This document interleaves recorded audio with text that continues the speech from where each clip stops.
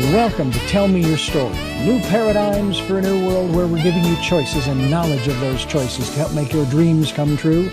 We are here 9 times a week, Sundays at 7 a.m. and 7 p.m., Monday mornings at 1 a.m., Wednesdays at 9 a.m., and Monday through Friday from 8 to 9 a.m., streaming live at all those times at richarddugan.com.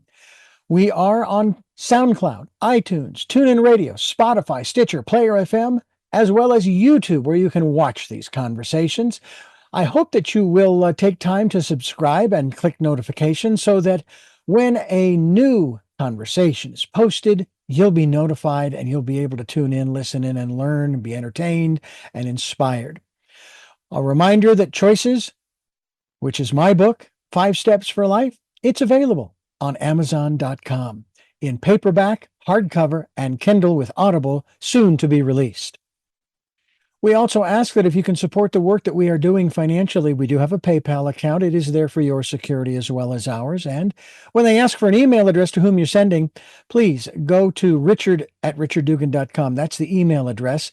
If you go to richarddugan.com, there is also a link directly to PayPal so that you can send us whatever support you can. And we thank you to those who have helped and to those who will help. We also ask that you take time during this decade of perfect vision, the 2020s, to go within to that quiet, peaceful, calm, still place and listen to that still, small voice. And with that, we now take you to our very special interview and guest here on Tell Me Your Story. I am Richard Dugan, and it is a great opportunity to have you back with us here to talk about new paradigms for a new world where we're giving you choices and knowledge of those choices to help make your dreams come true. And today we have a returning guest. It's been a while since we've had Zen on the program. I want to thank you for coming back and being with us. And it's Zen, I believe it's Cryar DeBrucke. Am I correct? If I have got that all correct? Yes, you do. It's nice to have you back here. I think the last time we were together, we talked about one of your websites, one of the focuses having to do with Fear-Free Human, the human mission, the Fear-Free Human mission. I want to give out the website before we go too much further here because it's an important website for folks to take a look at because there are a lot of people that are in fear these days for a lot of different reasons, Be Fear freenow.com is the website. We'll talk about that as well. Tell us, since the last time we talked, I mean, it's been years, a lot has happened on a lot of different levels. First of all, what part of the country are you in? I am in northern Idaho, Sandpoint, Idaho, about Oh, 70 miles from the Canadian border in this beautiful little sleepy town that's just wonderful. do they refer to that as a panhandle at all? Yes, they They do. do. Okay, Yeah. good. Yep. Well, I've been to Idaho. I was in Idaho when I turned 21. As a matter of fact, I was on a plane flying to Idaho on the 26th. Actually, no, I take that back. It was on the summer solstice prior to my birthday. And I remember it was 9 o'clock in the evening. I was there with my buddy, and the sun was still up. And I said, "Does it ever get dark here?" Because I was getting kind of Yes, tired. Yeah, it does. It stays light until almost 10 o'clock yeah. during the summer, and then it'll Oh, get dark at 4:30 in the evening in winter. So it's quite a place to live. yeah. It's almost is almost close to what it would be like at the poles, where you've got 6 months of dark. And then you've Yeah, got not 6 quite, but months of yeah. sort of kind of light. You know, the sun might peek up over and then go back down again. It's really amazing. Oh, speaking of which, the poles, according to science, apparently they have, if they haven't begun to shift, they have shifted. The pole isn't where it was. The magnetic north, Really? I guess you should say. I should say. Yeah. And When did that happen? it's been shifting for I years. know, but And it, was there something like recently that was a real, no, my wife keeps track of that. She's the one that keeps track of all that stuff. It's like when there's like the fires down in Los Angeles, which were horrific, and my heart goes out to those folks. I live here in Santa Barbara, and we've had over the last 18 and a half years, almost 19 years that we've lived here, we have dealt with 16 or 17 fires, and thankfully yeah. we've only been evacuated, believe it or not, once. and still no Yeah. harm came to where we live. Um, but when I look at the events of the world, it's not that I'm discompassionate. Why I don't like to watch the news, because man's inhumanity to man has been going on since, shall we say, Cain and Abel. Okay. Yeah. Uh, and why do I need to fill my head with that stuff? I know this is going on. It's not that I don't Right. care, it's that I am aware. Yeah. And people, they fill themselves through social media and all of the other forms with all this stuff that generates this fear. And yet you've Well, been go ahead, please. yeah, no, fear comes in between the ages of 0 and 7. We actually, fear gets programmed into us. So, and then our response to fearful things is what we live with for the rest of our lives unless we do something to reprogram it, to disconnect it. So if you had fearful parents or they had particular fears, like let's say your parents were always fearful about finances or their health or what the neighbors thought, right? Then we have a tendency as children to pick those fears up. So if you had fear-free parents who were very courageous in their life and went out, then you're going to have less fear than other people. And it's very interesting, especially nowadays, because our younger people, one of the number one things that are happening is anxiety is overtaking people that were born after the year 2000. And a lot of it is because of the fear that has been instilled in people through media. Yeah. Yeah. My parents, if they were fearful, they hid it really well. However, my belief is, and you can enlighten me on this, if you are a person who is fear-based, you can't hide that. People around you will pick it up, right? It's Absolutely. And almost it shows up in palpable. a lot of ways. Hmm. Absolutely. It shows up in a lot of different ways. And people can feel it for sure. We can, it's contagious. My parents obviously were not fearful people. Certainly, they were concerned about the six kids' health and welfare. Would certainly get upset if we crossed the line, and I did a number of times. I would jump on my bicycle at the age of 11 or 12, and I was 5 or 10 miles away from home. And then suddenly, out of nowhere, guess who shows up in the car? Not looking for us, just out running errands. My mother. So we didn't see her. So when we get home and she gets home, we get an earful. What were you, Yeah. So it was a genuine, it was a concern, but it wasn't a fear. As a matter of fact, Well, go ahead. let's talk a little bit about, I've defined fear in a very different way Okay. over the years. I've gotten the opportunity to work with 40,000 people, and fear is at the base of all of our like stress, anxiety, overwhelm, frustration, irritation. So for instance, frustration is actually the fear of a situation never changing. And it so it doesn't show up like that, I'm terrified. It shows up more in the way of an experience of being like, oh, this isn't going to change. Irritation's always with a person and the fear that that person won't change. Procrastination is always that tight sensation because we're talking about the internal guidance system, which Hmm. is the tool that is used to become fear free. That internal guidance system, when it tightens down, procrastination is closing. Procrastination is that tight, tense feeling inside of you're not getting enough done. And it's the fear of getting behind. It's the fear of not being able to accomplish the things that you want to in life. But procrastination really is actually a signal, because it's all guidance, Hmm. that either it doesn't need to be done, it doesn't need to be done by you, it's the timing isn't right, or you're making it too complex. And so what Hmm. I've been able to do is take all of the various fear themes that we have, impatience, the fear of not having enough time to do the thing that you want to do, that something's pulling you out of that. So there's an impatience for time. And so I've actually taken all these different types of fear and then brought them into solutions of how to release them. And when you find the thought, the center of the body releases and a new neural pathway, that pathway is now fear free, begins to form. And so Hmm. we can actually program our minds as individuals completely out of the fear experience. And that is the purpose of the fear-free human movement. Because think about how the world would be if we didn't have fear as humans. Fear of lack, fear of not having enough, right? Greed is actually a form of fear of Hmm. not having enough, Hmm. right? Hmm. And so there's all of these symptoms that we have out there. that are causing most of the world's problems.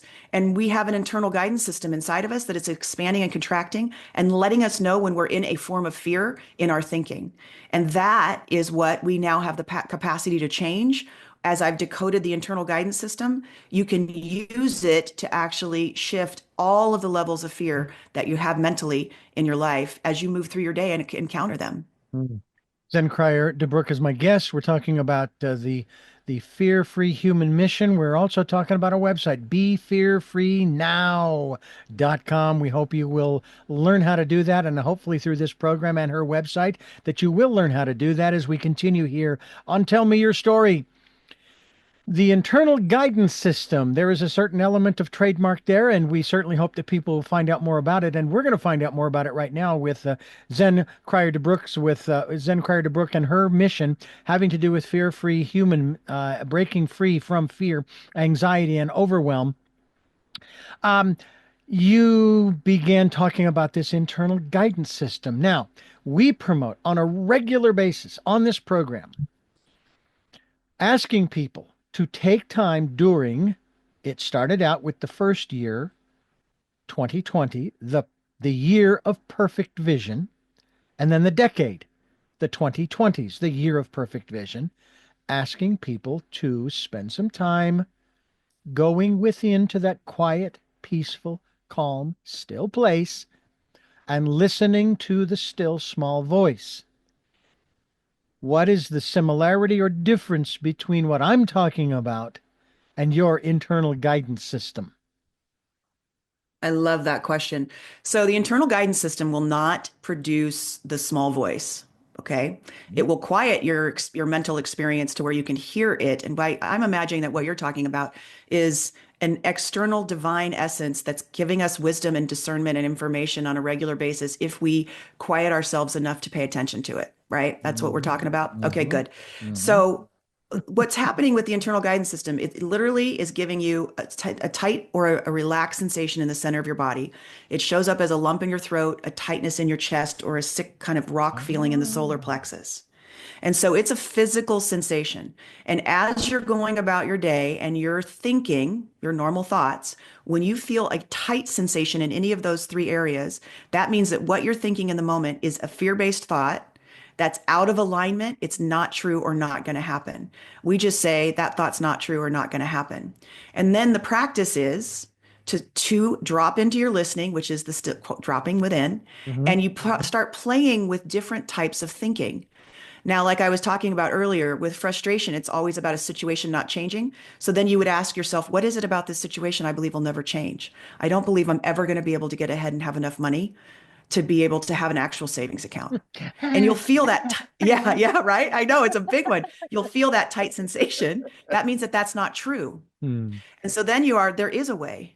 There is a way that this is going to happen. And you'll start feeling that relaxed sensation. This is not just about positive thinking, because if it's an unpleasant thing, I've opened when my brother disappeared and I opened that I wasn't going to see him again. And did die of dehydration and lost in the mountains. Hmm. I opened that I had cancer, breast cancer, when I felt the lump. I was like, this is cancer. And I opened. So this isn't about positive or negative thinking. Mm-hmm. You're attached to what's happening is the sensations themselves are actually tapping into a wisdom, a divinity, a truth that is a part of each and every one of us as a human.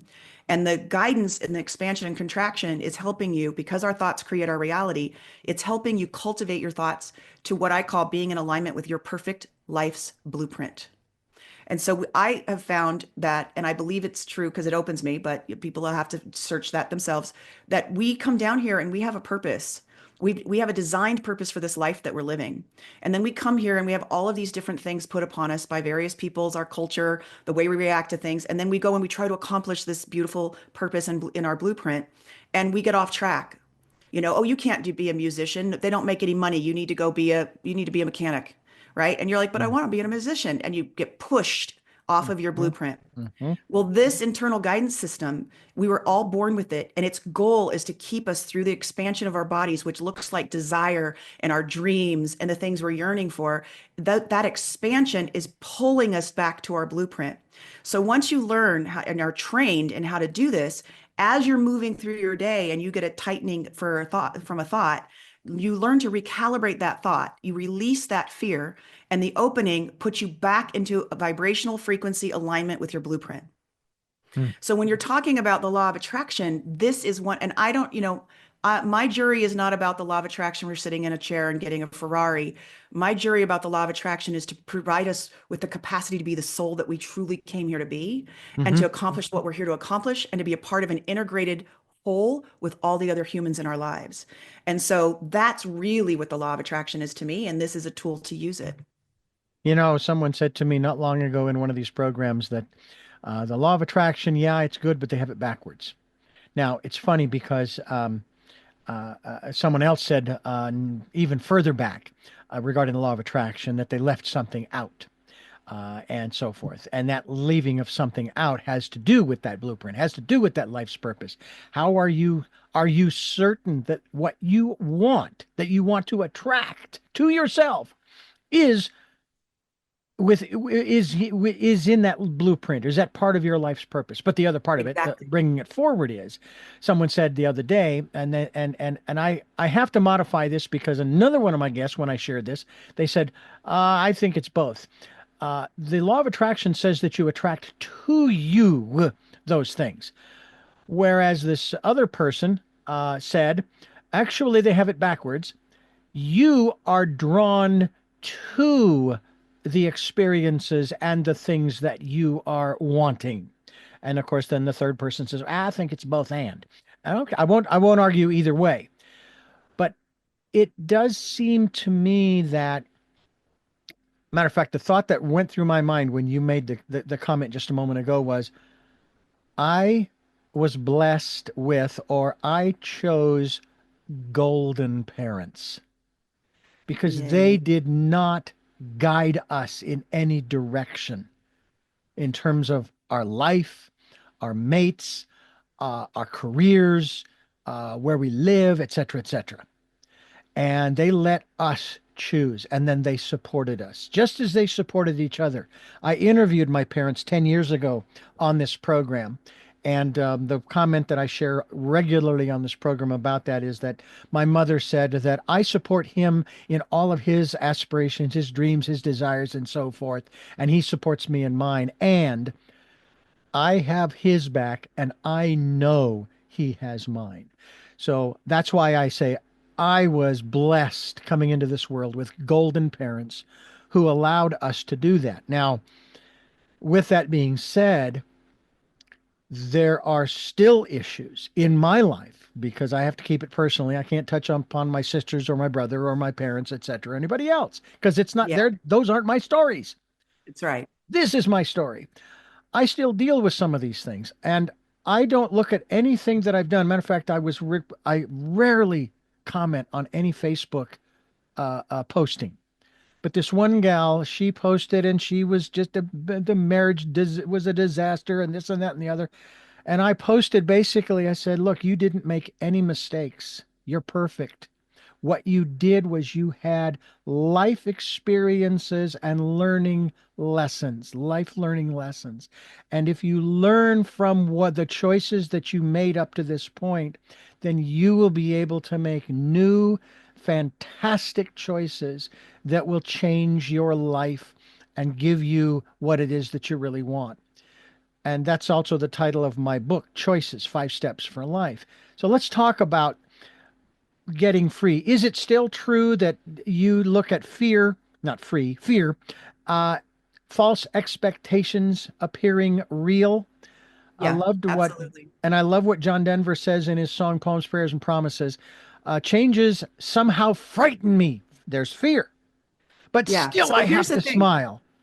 It I turns think me the on thing, to think of growing old. And I'm sorry, go yeah. ahead. No, I'm going to give you an example of false evidence appearing real. So I had a student who was training to do this, and when you get a closing, it means that you shouldn't do the thing tightness, right? And you got to look at your thinking about what the closing is. This takes training. Your mind is a crazy place to be. But this woman had gotten behind in her property taxes, 3 years behind. And because she had gotten cancer and she had been through a very difficult time, and the letters started coming in and they were going to take her home. But every time she went to pay the taxes, which would have wiped out her entire, what was all that was left of her savings, every time she went to pay her taxes, she was closed, which means don't do it. She's literally writing the check. And she would get on the coaching call and say, Zen, I'm closed at paying my taxes, but they are coming to take my house. Now, after 26 years of doing this and 40,000 students, I know that this always works. It really does. I said, don't pay them. We got to wait and see what's going to happen. About 3 weeks later, with all the tension, all the false evidence appearing real, that this was going to be a dire thing, she's standing in line at the bank. And this is what I mean about divine information. She's standing in line at the bank, and a person walks up to her, one of the loan guys, and said, have you thought about, do you own your home? Have you thought about refinancing? She said, no. He said, let's see what we can do. They sit down, go through the application. They get to the part about taxes. He goes, oh, I see you have 3 years of back taxes. And she's totally embarrassed. And she goes, yes, I do, thinking that it's over. And he said, you want me to roll them into the loan? They rolled the taxes into the loan. She got $700 because of the new interest rate off of her mortgage. She kept her savings and came out ahead. Now, she would have wiped out her savings. Do you see what I'm saying? Over and over. That was on her blueprint. What I have found is that our life's blueprint is so filled with miracles and synchronicities that when we are in a state of opening and we are in what I call flow, which is what happens when you get all the closing thoughts out of the way, all the beliefs, all the things that are off your blueprint, out of your thinking, and you're in your blueprint, there is a energy that flows through your beingness into the world that keeps you in the right place at the right time with all the resources that you need to accomplish what you're here to accomplish. So Wow. that's exactly what we're Wow. talking about. Wow. That's awesome. We're talking with Zen Cryar DeBrucke, and we're talking about BeFearFreeNow.com. Please go to that website as we continue here on Tell Me Your Story. Fear is a real thing in that it can really debilitate us. We're talking with Zen Cryar DeBrucke, and I want to share with you very briefly because I would love your take on this. By the way, when you describe this closedness, the physical responses, Hmm. makes me think of a modality that I learned some 40 years ago from a woman in Phoenix, Arizona. Her name was Carol Kettler. And she taught me this little technique, you know, called muscle testing. It's also known as kinesiology. When you describe this technique that you have developed, this internal guidance system, and you start feeling that close, that's what it reminds me of. Is it close? Is it anywhere near, or are they two totally separate and different things? There is a similarity between the two, okay, because you're stopping and you're testing a particular thing. The difference is that your mind is stopping and testing something. Okay. So, and your mind doesn't have the answers. So let's say you're muscle testing, a supplement and it's calcium, and you go to muscle test it and it says you don't you it says no, basically. No, it's not good for you. Mhm. You're weak. So then you move on and you're like, "Oh, I don't need calcium." But what if it was just that brand of calcium is not the right type of calcium for you? Right? And that now that opportunity for something that your body needed is completely over because your mind was like makes up a story about it. The difference with this is every thought that's moving through your mind will give you a sensation of open, closed, or neutral. So as you move away from the calcium, right, you'll feel a closing at leaving the calcium. You'll be, as you're thinking, oh, I don't need calcium, you'll close. You're like, I do. So you'll pick up another bottle and you'll and look at it, and that bottle will be the one that opens you because you know how many different types of calcium there are in the world, Yep. right? Oh yeah. And so yeah. And so there's so much that our mind doesn't know. Last time I was here, I asked you a question. I asked you what color was a yield sign. Well, it's a yield sign is black and yellow. So we went through this. And last time I shared this with you, a yield sign is red and white. It was changed in 1974. Now, this is really important, Richard. I know it's really Mhm. hard. It was changed in 1974, and all of them were changed by 1978 in the United States. And there's lots of people out there going, you're crazy, Zen. I know there are yellow and black yield signs, convinced of it. But here's the thing. New information doesn't update your brain. That's why you don't remember that it was red and white from the last time I told you. But if I gave you a crayon on a white piece of paper and I had you color it, you'll never forget that it's red and white ever again because the body updates the mind. So as you're moving through your day and you're getting the expansion and contraction, when the new thought comes through and it opens you, you've now just updated your mind. Hmm. So what happens is your life begins to transform powerfully as you clear out the closing thoughts and you go into the opening thoughts. The neural pathways change. All of the old limitations that you had are now gone. And the new opening that leads you into your alignment with your blueprint all begins to take root.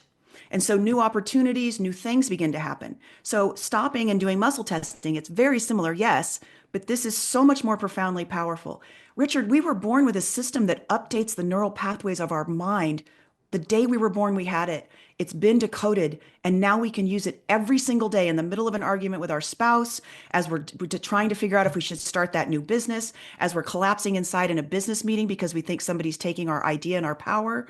All along the way, as somebody's trying to convince us about a political movement moving in a direction that's going to destroy our lives, all along the way, every day, I'm getting chills. We have the opportunity to be in a fresh, present moment with wisdom and discernment about what is exactly right for us in a completely fear-free way, and to be able to take a stand on it. Because every time you try to move your thinking back into the position that's not true for you, you close. You Yeah. can feel that it's not right. You know, and the key phrase, or the key word in what you said there at the end is, and I point the finger at me when I use the word, okay, just for clarification, the word you, or in my case, the word me. What's right for It you. doesn't apply to anyone else. No, it's so personal. Yeah. It's so Now, yeah, beautiful. Oh my gosh.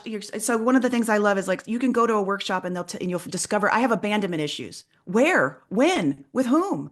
What's your personal abandonment? They just leave you with this yeah, label. yeah. But now you can be like, I have abandonment issues when my husband doesn't call me back after I've called him 3 times and I collapse and feel crushed. And then by the time he calls me, I'm so mad because he disappointed me and not getting back to me. And his phone was dead and he couldn't call me back. But you went into a spiral. That's when your abandonment issue shows up, right? You can now actually fix it because he didn't call you back and you're closed. That guy he doesn't care about me at all. I'm closed. It's not true. He does care about me. Something's going on. Open. By the time he calls you, he's like, sweetheart, what happened? You haven't called me. My phone was dead, honey, and I didn't have a charger. Got it. You don't go there anymore. And Yeah. in those moments, you just reprogrammed yourself away from abandonment. Two things. Number one, the reason I laughed at that is because I took a flight to Phoenix for my sister's memorial a couple of years ago. I had my laptop, I had my phone, I thought everything was fully charged. The guy that was supposed to pick me up couldn't find me. I was right there at the trolley station, and we had agreed upon the same, the location and everything. I mean, I was born and raised in Phoenix. I know the streets. All right. Couldn't find him. So I ended up having to walk 4 or 5 miles Oh my after a gosh. long a short plane flight from California to Phoenix Tell me it to wasn't my hot. parents' house. To my parents' house. And I tried calling, but I realized my phone was dead. No, and I thought, and if for some reason I thought, well, if I'll turn my laptop on and I'll do that. And I'm going, how am I going to get power from the laptop to the phone? They don't work that way. I ended up walking the whole way. Now, I finally made it to my parents' house. They were gone because they were out looking for me. Now, Yeah. later, I listened to all of the voicemails from my mother and so forth. But there I was sitting on the chair outside the front door waiting for them. They show up and I explained I had no power in the phone and everything was good. But my mother made the most amazing statement. She said, Richard, I knew you were fine, just because you're very resilient. You manage to turn things into something else, when there's situations. The other thing was a financial deal. Now, this happened, maybe 4 or 5 years ago. And I got this impression. Now, this is going to my intuition more than the body feeling. Yep. They're You different. need to do this. You need to do this. And I'm going, yeah, but that's not in my plan. All right. You need to do this. And it would not go away. All right. I've had this happen a couple of times in my life. Okay. All right. So I moved forward with the suggestion and I did it. And a few days later, if I hadn't done that, hadn't followed that prompting, things would have been a whole lot worse financially. Um, I had the same thing. yeah, I had an opening. I went to put money into my 401k in 2008 and I closed. And I got an intuitive hit to pull everything out of my 401k, leave it in the account, but don't have it in the stocks. And I waited because you don't do that. You don't pull your money out of your 401k. No, that's not what you're supposed to do, right? yeah. You don't pull it out of the actual investment vehicle. I finally did, and about a week and a half later, the crash happened, and I still kept all my money. And when I went in to pull it out, I was completely open. It's completely open that it was the right thing to do, but it did not make sense. And I was Wow. able over and over and over again, stories like this where it doesn't even make any sense. And yet it always works out. Like I had another woman who had a plane ticket issue. She had a conference she was going to. She spent, up a couple hours finding the best, plane flight to go down there, the most affordable, exactly what she needed. She went to purchase it. She didn't get an email. It was late. She was tired. She went to bed. She got up the next morning to buy the ticket and she was closed. Now she's had training, so Hmm. she didn't do it. So she gets on week after week. She's come on going, I don't have a plane ticket and I am closed at buying a plane ticket. What's going to happen? We don't know. So then it turns out her husband comes in about a week and a half before the event. She still didn't buy a ticket because she was closed. And he goes, what is this charge on our card? She had bought the ticket and it had not gotten a confirmation email. Now, if she had bought the ticket again, she would have had two flights. You don't get those back. Mm-mm. Over and over and over again, this happens. Over and over. It's incredible. Yeah. Business deals, go through, you open when you can tell that the deal's not going to go through. So you're not upset about it. They call you and they're like, we're going to go in a different direction. You're like, okay, I knew, Yeah. it, you can feel it. So the level of stress in life is completely done. And you always know that you're okay. One of the thoughts that always opens you, there's two of them. I don't know how, but this is going to end up being the best thing that could have happened to me. If you're in any situation where something unexpected happens, use that phrase and it will open you because it's always true. And the other one is, I always have what I need before I need it. These are Wow. two archetypical phrases that are true for our human existence in a divine manner. And they are always opening and they are always true. Wow. And in that, you automatically set the ball rolling to allow the world around you to take care of you in those two ways that you always have what you need before you need it, and that you don't know how, but the thing's going to end up being the best thing that could have happened for you. We're talking with Zen Cryar DeBrucke, and we are talking about being fear-free, being a fear-free human. Go to the website, befearfreenow.com, and this is Tell Me Your Story.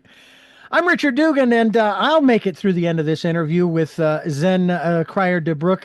I have to ask you this. Actually, I need this damn training, but at the same time, I'm thinking, I already have it. And here's the reason I say this. Almost a year ago, when my wife had lost her job, and then our state disability benefits ran out at the end of December of 2023, and I made a decision on a financial level that backfired in April of 24 to where we were almost evicted. And Oh, I love. did the only thing I could think of to do, and that was I asked for help, and it came. And so, and by the way, all of this was happening while the radio station that I'm working for at that time was sold, and everybody was saying, "Oh, they're going to change the format, da da da." And I'm going, "You don't know that, and I don't know that. What I do know is that I have a job until I don't. Okay." And I'm going to continue doing Hmm. that job until I don't. And so we go through, and my wife, she loses the disability in December. January, she starts looking for a part-time job, gets one, has it for maybe maybe 2 months, maybe, and then they let her go. She was on what they called what is that, like probation, that kind of thing when you first take a job. Yes. And they said this is not a good fit for us, and that's okay, fine. And then, of course, I had also made the decision, okay, well, we're going to go ahead and pay the little stuff, and then I'll explain to the landlord, and that didn't work. And we came that close. So it's now a year later. And I have made different decisions. I have decided, no, they get it first. All right. Rent is number one. We'll deal with the other stuff. Okay. And I'm also now doing sales for the station on top of all of the other stuff that I do. So when I start thinking and I start projecting my mind forward into the future, going, oh man, I don't know if it's going to be tight because I don't get my Social Security until this month. In other words, I start running the mind. Do you know what Yeah. follows that for me? What follows that for me is almost exactly what you just said, that one statement.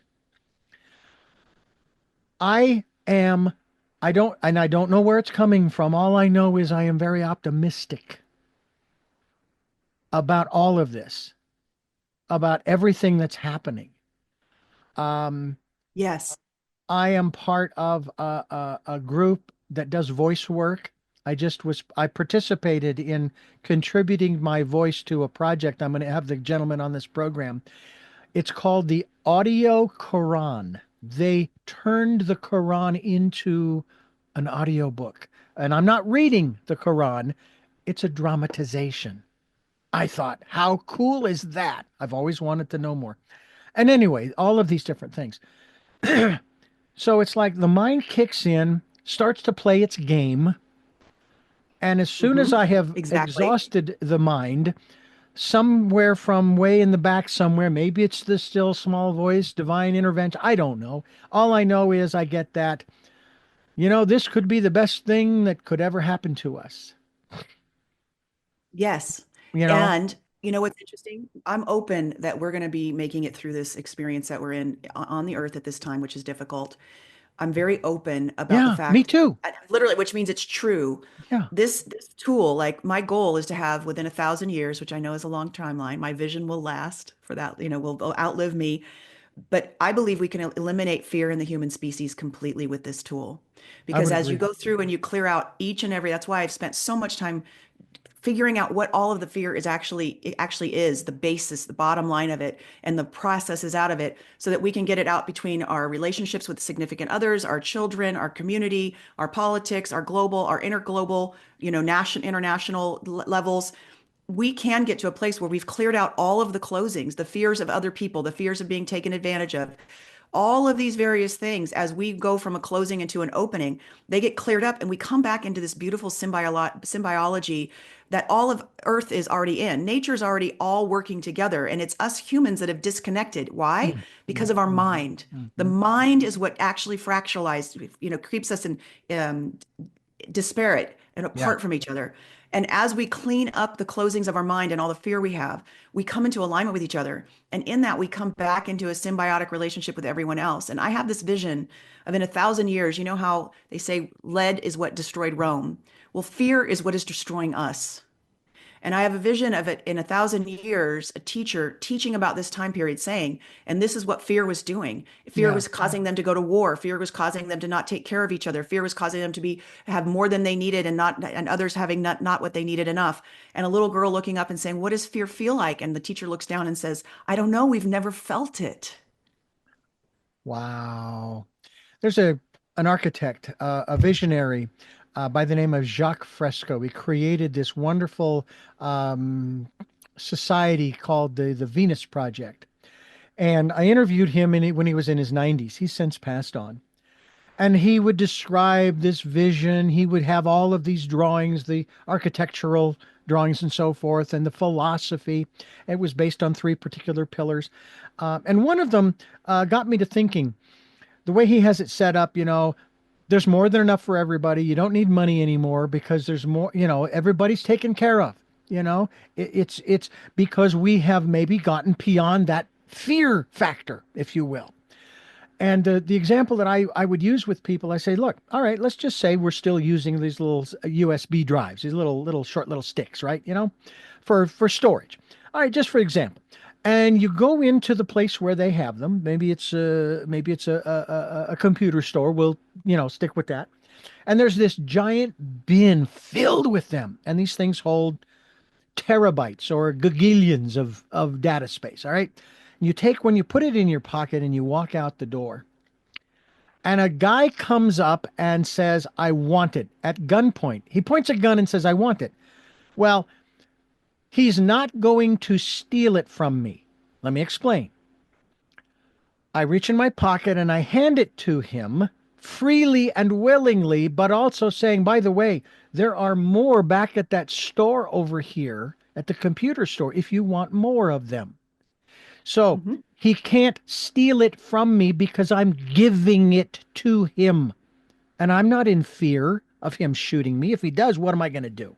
I mean, go to the hospital, hopefully, or I'm going to die and I'll move on to the next level, whatever. And that's kind of where I'm coming from. And I'm curious, is in any of this training, the process of changing the individual's slash my perspective on things. We talked about change earlier. Abs- Yeah. Everything is temporary. Yeah, absolutely. It completely changes your perspective on everything. So the way I like to look at it is there's physical fear, like tiger fear. You know, you're walking in the jungle at night and you hear Hmm. a big, loud growl. Hmm. And then there's mental fear. And mental fear is what we're all mostly every single day dealing with. Why didn't they call me back? Are they mad at me? You know, am I going to have enough? What is that pain in my side? Is that cancer? You know, all these little things, niggly things that are attacking us all from our mind. Physical fear is very rare nowadays, you know, and the difference between physical fear is when you you get in a car accident, semi comes running around the corner and you move out of the way and come back and you're like, and then you recover. But mental fear, it eats at you. It eats at you at 3 o'clock in the morning. It's with you. Hmm. Hmm. You could be doing great. An email comes in from your boss and it's got a subject line that looks horrible. And you're like, what did I do? What's going on? You know, I'm in trouble, you know, that kind of stuff. So once you start figuring out finding the opening, number one, you stay relaxed, but there are high performance fear people like police officers, firefighters, EMT, emergency room doctors, our military. It's training is all it is. Once they've been trained, my husband was in law enforcement and has been shot at, and he's talked about when you're being shot at, there's because of training, there is a movement that you go into. It's almost like time slows down and you go into this way of being. And same with an emergency room. They'll be in a situation where somebody will come in and they're just bleeding out, and everybody goes into this movement of it, knowing exactly what to do and when to do it, and you don't have any response because you just are trained to know what to do in the situation. It's the same thing with learning how to become fear free. You use the internal guidance system. The fear comes in, you can feel it, you find the thought, you transmute it. The opening leads you back into a nervous system that's centered and calm again. And then you are trained on how to do that over and over again. And so you do not have the same response. And the creativity that comes in because you're not being hijacked by your amygdala and pulling you out of your center and responding with a knee-jerk reaction, the creativity and the power that you have as a business leader, as a mom, as a spouse, when there's something like, honey, I have cancer, dealing with that and being able to handle it and be able to be supportive, all of that, right, is becomes a completely new experience.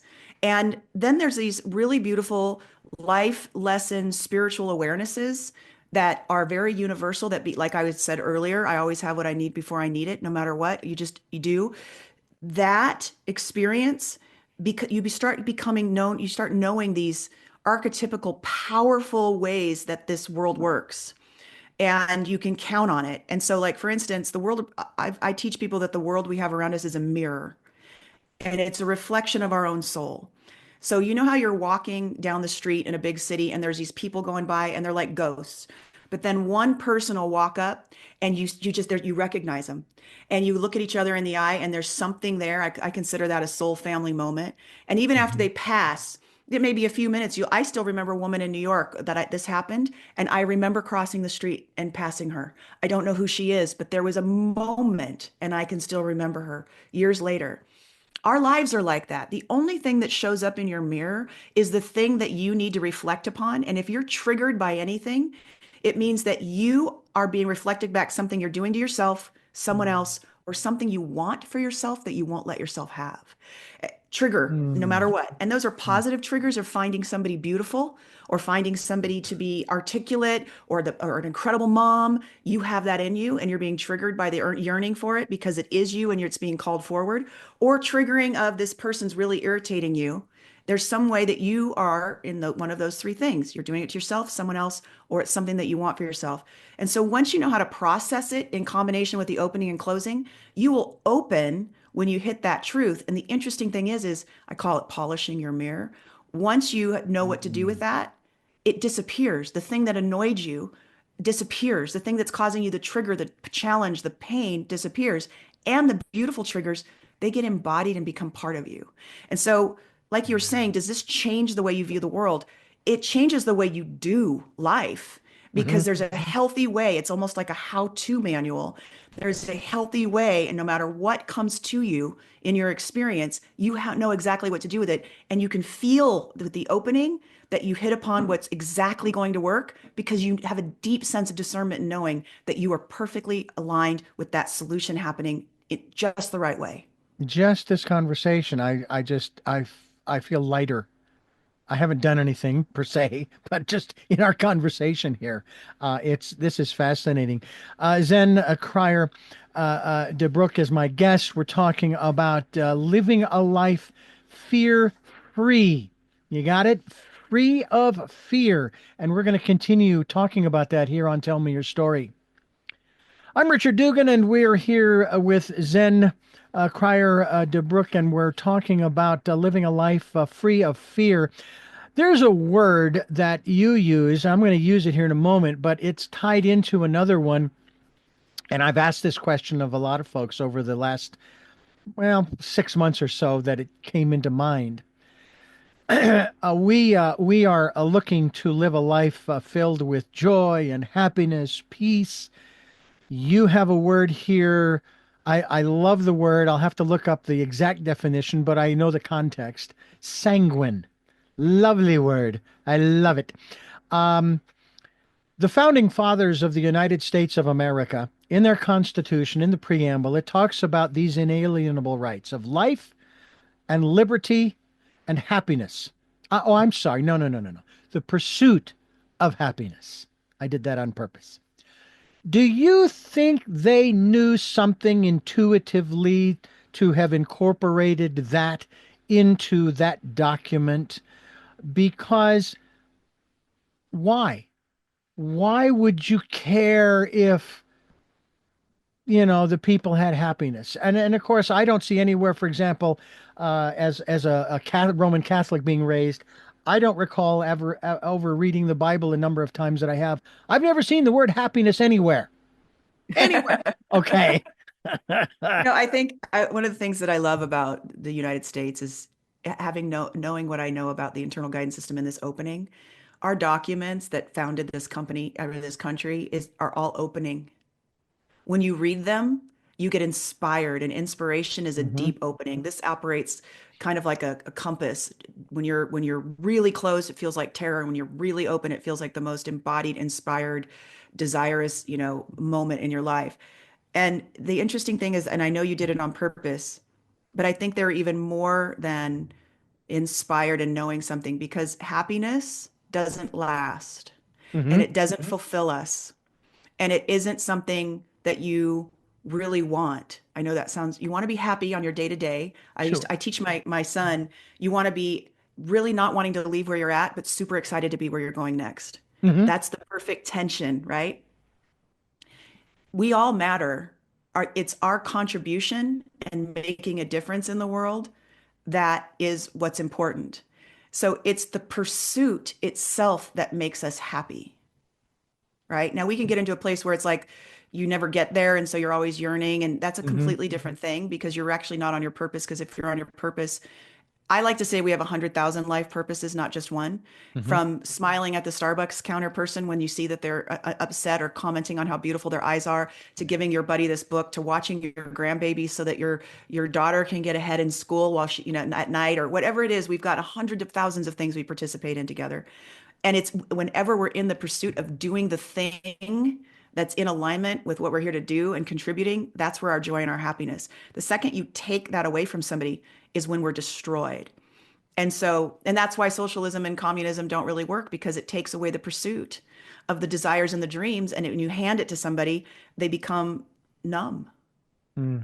And Yeah. so I think, yeah, and the happiness, the pursuit of it, it's actually what it creates all the ingenuity inside of our country. It's what has made the United States so brilliant and so beautiful, is because in the pursuit of happiness, we've created all kinds of things that are Hmm. unique to us that will make us more happy. And in that, we were like, well, this is making me happy. Somebody Yeah. will buy it to make them happy again too, right? Yeah. So it's Yeah. in that, and it's like that beautiful thing. I mean, look at Las Vegas. I want to just say, one of the things I'm, no matter what you say about Las Vegas, it is a place where you walk through it and you could see somebody came in with a dream. I want to build a giant tiger out of M&Ms. And somebody goes, I'll pay for that. Yeah. you Yeah. know, I'll Some, buy hey, that for you. And the person, you go through and you walk through, next time you go to Vegas, walk through and be like, look at all the people who had some crazy, amazing, incredible idea that what they wanted to do so badly, and somebody threw the money at them and then put it on show. It's brilliant. I want to build a mm, roller coaster on top of a skyscraper. Oh, I'll pay for that. yeah. Oh, yeah. And I will add something to that. And again, I want to stay away from politics per se, but then you wonder why so many people around the world will do whatever it takes to get here. Yeah. I just it's like there was this episode in Star Trek Next Generation where this creature locked itself onto the external hull of the Enterprise and was sapping its power. And they finally figured out that it was like a calf nursing Baby. at its Yeah, mother, baby. a baby I remember calf. that. Yeah. Yeah. He's like a baby. Yeah. Yeah. So they finally Deanna figured out, Troy was like, it's a baby. Yeah. yeah. So they figured out, okay, what if we, metaphorically speaking, soured the milk? In other words, they changed the frequency of the power that it was drawing and it let go. It didn't hurt it. Okay. And it let go. And I often think, well, you have all of these people that are here and you don't want them here for, the various reasons. Why do you think they're coming? So why don't you sour the milk? Okay. Because sending them away is not going to stop them from coming. They want to be here. So either sour the milk or find a way for them to be here so that it's palatable for you. And then yeah, that's all I'm going to say about that. Uh, Um, I would say, well, may I? I would say that we have certain people that are here for nefarious reasons, and that needs to be addressed. sure. But we also have a lot of people, like you're saying, who are here and they really want they don't want to sit around and they do not want to be given free stuff. Hmm. I mean, it's nice. They would prefer to be entrenched and contributing. And, which is hard because of the way our manufacturing and the way that things are, even our agriculture has been shipped to Mexico now, but a lot of it. But so we don't have the jobs. But if we had the jobs, being able to look at the workforce and bring them in and figure out what we need would be a much more powerful way to be able to do it if we had the options. And I think we will again.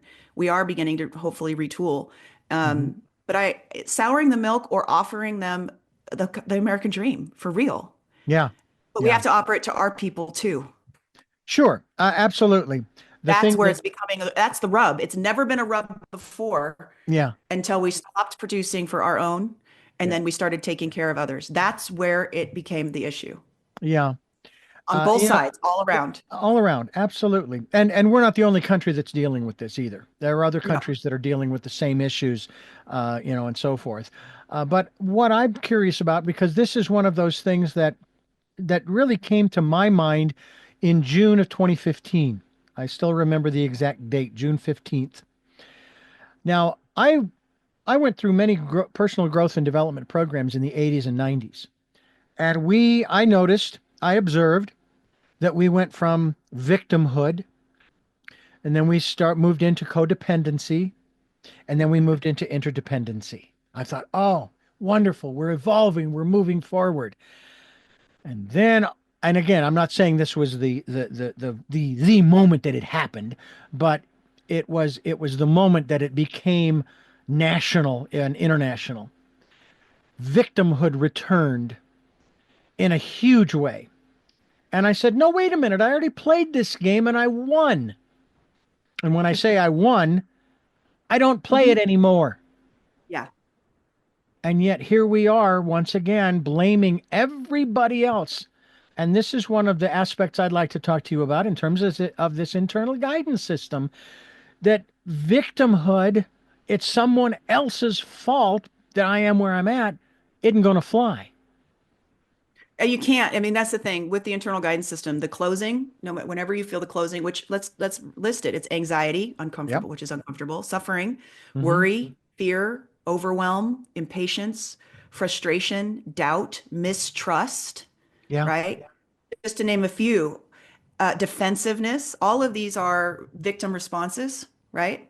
And they hurt and they're uncomfortable and they're miserable. Anxiety is a very uncomfortable experience, but Yes. it's guidance that what you are thinking is not true or not going to happen. So Yeah. when you're pointing and saying, I that person makes me feel bad, or that person, I don't trust that person, if you can't trust the person, it will open you. There is a discernment, there is a wisdom that's unshakable. It's like, nope, there's something wrong with that person. But Yeah. if you're feeling mistrust of a person, which is closing, it means that you have an old image of probably coming up from somebody else that you couldn't trust, that you're Hmm. being reminded of, and it's not true. And in that mistrust, because it's uncomfortable and it feels bad, people will begin to fight against that person and that it's wrong, what they're thinking is not true. They'll begin to fight against that person in a way that becomes the closing gets tighter and tighter and tighter, more and more deep, Mm. the more that you hold that thought. Like I Mm. said, it works like a compass. So you get a little like north, south, east, and west. When you're north, that's like the big, expansive, inspired, incredibly open, filled with love and inspiration. When you go to like east or west, it's neutral and it's just a nice centered feeling. Most people who've been trained to do this, they just live there. And then as you go through your life, you get a little opening, you get a closing. It's very mellow and you just follow it as guidance, like the hot cold game when you were a kid. Mm. And then due south is extreme terror. We are seeing people in extreme terror, okay, about what's happening in the world, and it's not true what they're thinking. Yeah. And until they get to that point where they're like, it's not true that I can't trust this person. If it was true that I couldn't trust this person, they would be completely open and unshakable, non-violent, non-hysterical, and have a way in which that provides a solution because the opening begets opening. Opening is always good for everyone. And they would be able to have a conversation about it that would enroll other people into the opening of the true mistrust. But that's not what's happening. They're disseminating fear in the closing, and that closing is making that irrational terrified because there's no solution in closing. There's no solution in a lie. There's no Mm. solution when you're not standing in truth. There is no solution. So the Yeah. deeper you go into the closing and the hysterics and the suffering, the less possible it is to find something that's actually going to work. So when you move up into the opening, then everybody's collaborating and the solutions present themselves in mass. Yeah. And that is the crux of where we are and where we need to go in the United States is really looking at the insidious things that have been put inside our heads that are not true. I mean, mis and disinformation is an important thing to tackle, but we cannot let our media or anyone outside of ourselves tackle it. We Yeah. have to tackle it ourselves with our own internal guidance system, Hmm. assessing each thing and finding the opening and discernment and the wisdom within ourselves. And we have a tool that we were born with to do it. And once you have done that, you are unshakable. But no one can come through and determine what is disinformation for you or the society. The citizens of the society need to do it themselves, and they need to have the tool to do it. Yeah. I've also heard it said too, and I don't know what the exact number is, but supposedly we have hundreds or thousands of thoughts a day. But there's an interesting aspect to that.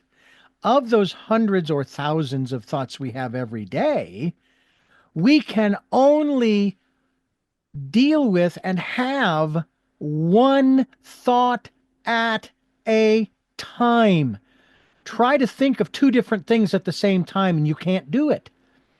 The I mind found does. that I'm going to disagree. Okay, I go hate. ahead, please, please. Yeah, because I think one of the biggest issues that we have is we actually can. So we'll be worried about our mom who needs to go, you leave your mom's house and you notice that she said the same thing 6 times and she's living on her own and you need to have a conversation with your siblings because mom's not okay, and how and they're not going to want to hear it and all of that. But at the same time, you still need to get your kid from school, get him to the dentist, make sure the car is going in for the shop, contact your spouse and let them know that this thing that you didn't get done, they need to pick up the ball for.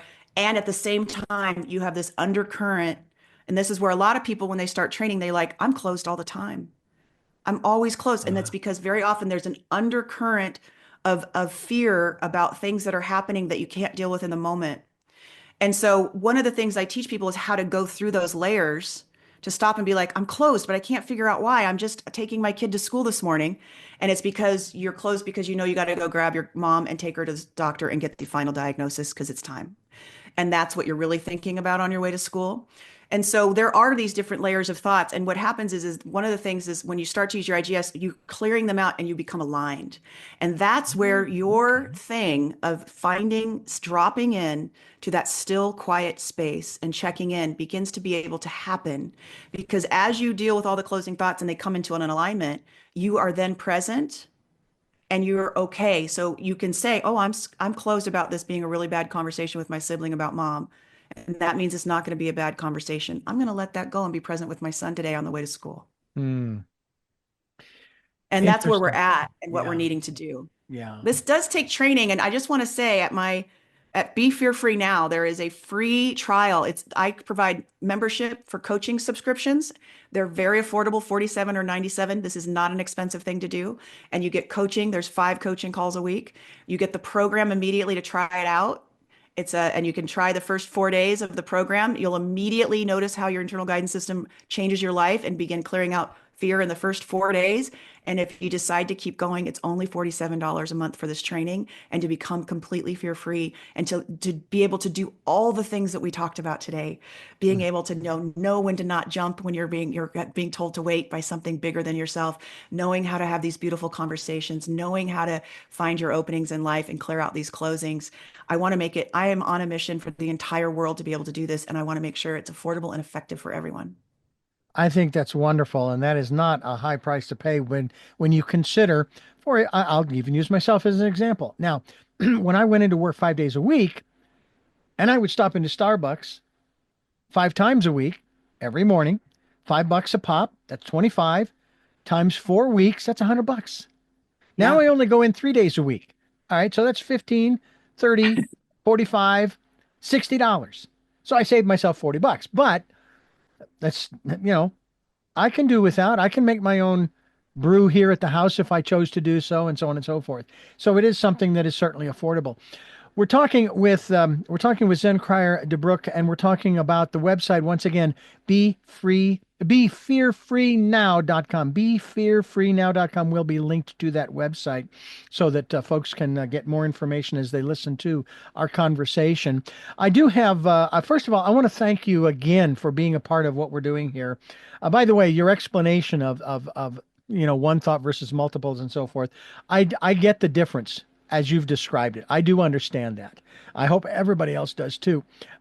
And hopefully they will go to befearfree.com, befearfreenow.com. I will figure it out eventually. I think I may even take advantage of that that opportunity that you've given to us as well.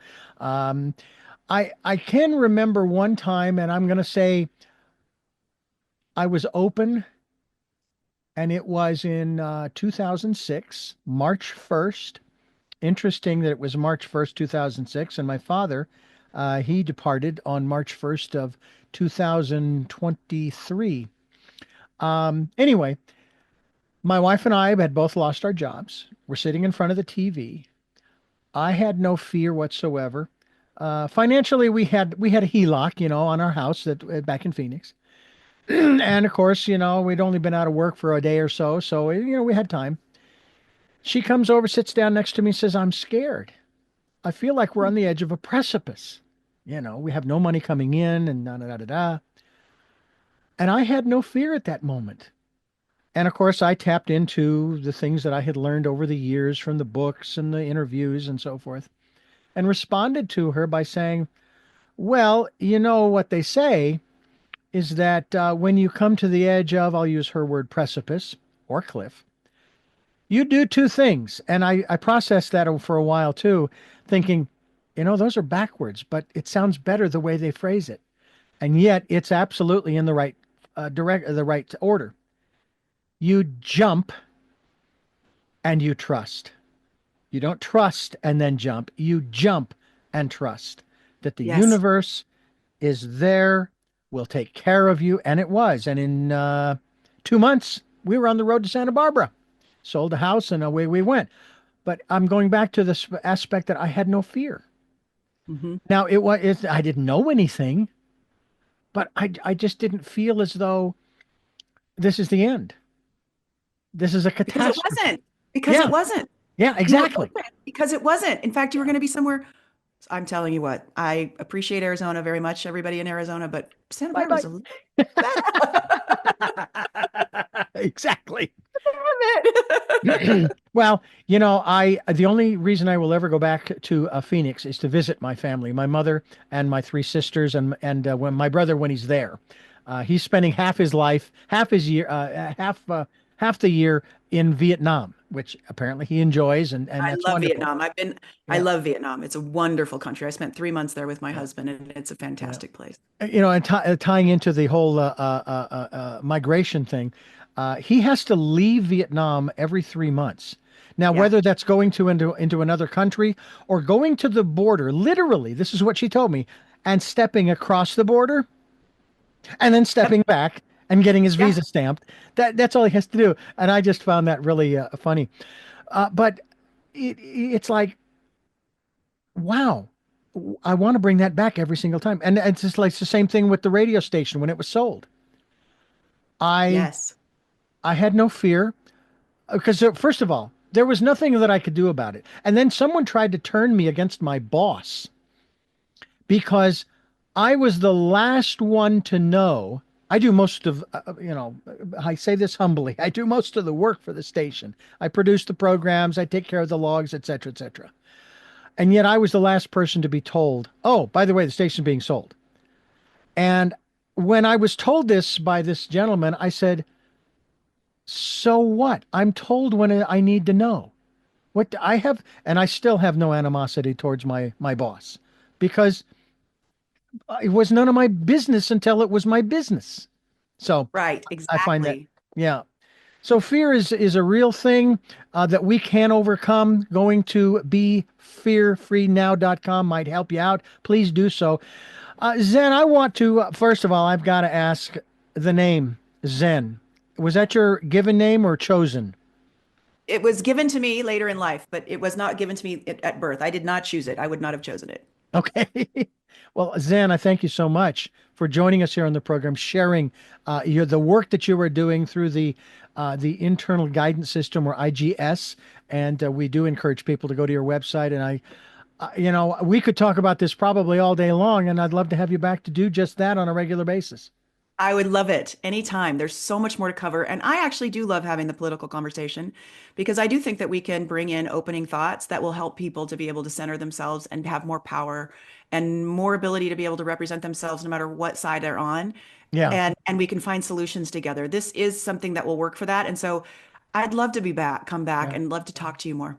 Let's do it. My brother and I had a conversation, matter of fact, following my sister's memorial, and we were up till 1 a.m. And before, as the conversation started, what I realized was that he and I are on opposite ends of the spectrum, which actually brings us a lot closer than people might think, because it's a circle, not just a line. In any event, I made the commitment internally. I said, no matter where this conversation goes or how it ends, he is still my brother, and I will always love him. I'm not Yes. going to estrange him. And I made that commitment to myself when we started. And at the end of the conversation, we did agree on three issues that needed to be dealt with. Maybe not the solutions, but three issues that needed to be dealt with. That's something, you Yo, know. I love it. I love it. So It's important. yeah, absolutely. So absolutely, we may do that. We may have you back, and we'll share a little bit on that regard. Before I let you go, I do have three final questions to ask you. I know that we're tight on time here, but I'm going to ask those questions. But I want to thank you for listening to and watching Tell Me Your Story, New Paradigms for a New World, where we are giving you choices and knowledge of those choices to help make your dreams come true. We are here on Sundays at 7 a.m. and 7 p.m., Monday mornings at 1 a.m., Wednesdays at 9 a.m. That's our special edition of Tell Me Your Story. And then Monday through Friday from 8 to 9 a.m.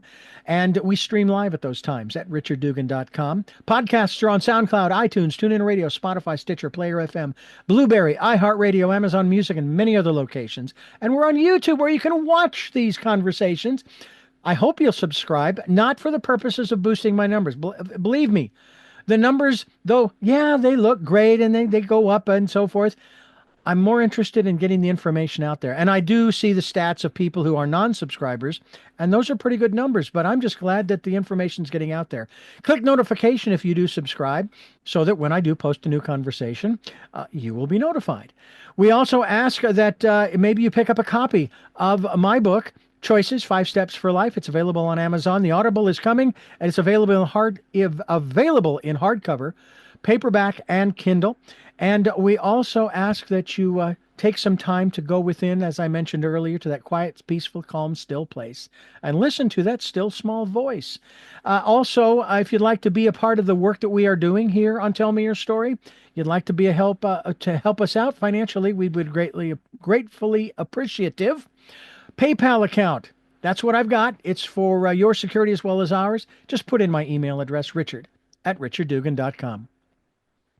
With all of that being said, we now move to those three final questions for a very special guest. And that first question is, who is Zen Cryar DeBrucke? Wow. I am a inspirational leader who is playful and fun and excited about creating a fear-free human experience for everyone on this planet. What gets you up in the morning? Creating fear-free humans, literally the transition to having somebody not have any fear in their lives and then watching people on a daily basis be filled with joy and contributing, that's what does it for me. And my son. And finally, what was your best day? Oh my gosh. There's been so many. I'm going to say the day my son was born. It was a hard day, but I love Mm. my little booger butt. Well, again, Zen, thank you again. We will have you back again soon. And again, thank you so much for being a part of what we're doing here. And once again, I thank you for listening to and watching Tell Me Your Story. And until our next broadcast, podcast, videocast, love to Lal. Jeanette, I am still listening. Dad, continue to be happy because I am. Mike, thanks for letting me be a part of your life. Smokey, I'll see you on the other side. And to my dear friend Zorro, aho, aho.